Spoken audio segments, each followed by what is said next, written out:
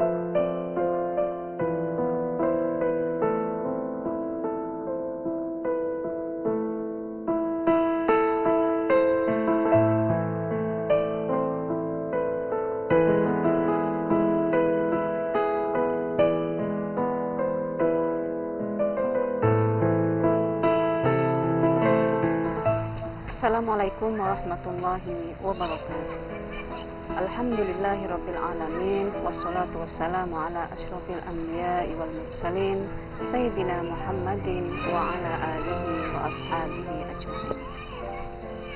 Alhamdulillah para pemirsa Ruwai TV Kalimantan Barat yang dirahmati Allah, berjumpa kembali dengan saya dalam program Penyejuk Iman Islam Ruwai TV Kalimantan Barat.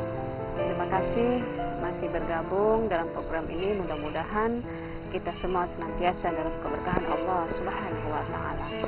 Para pemirsa, pada pagi hari ini tidak seperti biasa, saya akan sedikit menyampaikan sebuah penjelasan, pemahaman dari antara surah dalam Al-Qur'an, yaitu surah yang ke-107.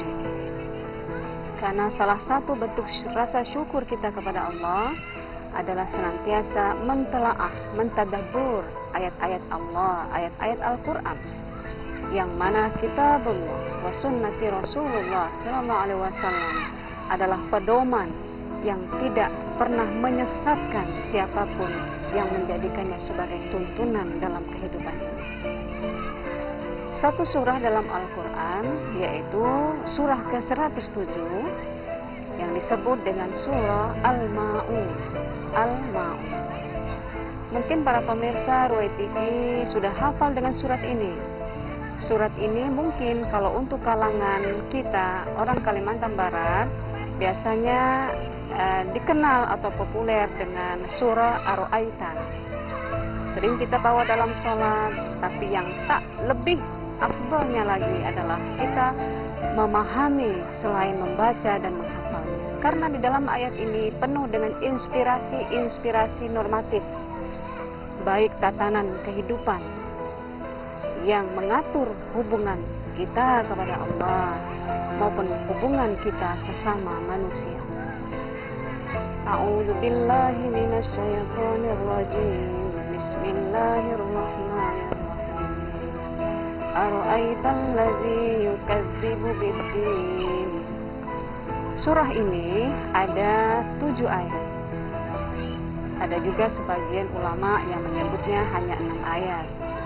Surah ini juga berbeda dalam menetapkan apakah dia surah Makkiyah atau Madaniyah. Ada yang mengatakan Makkiyah dan ada yang mengatakan Madaniyah. Tapi kita akan mengeksplor makna tadabbur Quran, yaitu di surah ini yang kita ambil 7 ayat. Kata Allah Subhanahu wa taala dalam komunikatifnya, khususnya kepada Rasulullah SAW, berbentuk bahasa atau komunikasi retorika.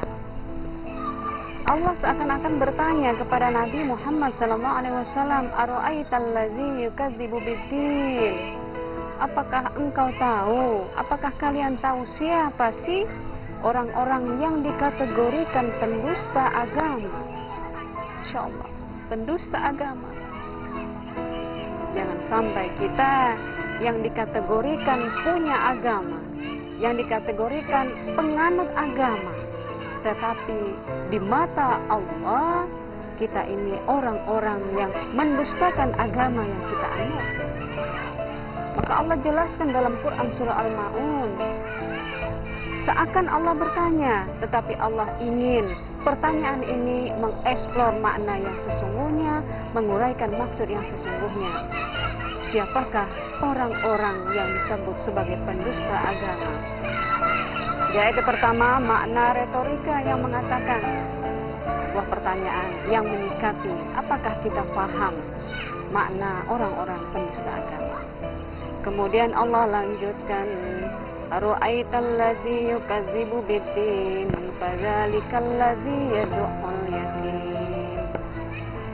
Sebelum Allah mengungkapkan hubungan yang tidak baik antara seorang hamba dengan Tuhannya, dalam kapasitas ibadahnya, komposisi ibadahnya kepada Allah, Allah dulukan bagaimana karakter orang-orang pendusta agama yang tidak berbuat maslahat kepada sesamanya. Maka Allah sebutkan kategori yang pertama, allazi yad'ul yatim, yaitu maksudnya makna ini orang-orang yang menghinakan, orang-orang yang menzalimi, orang-orang yang menganiaya anak-anak yatim. Allazi yad'ul yatim maksudnya adalah kaum atau orang-orang yang lemah.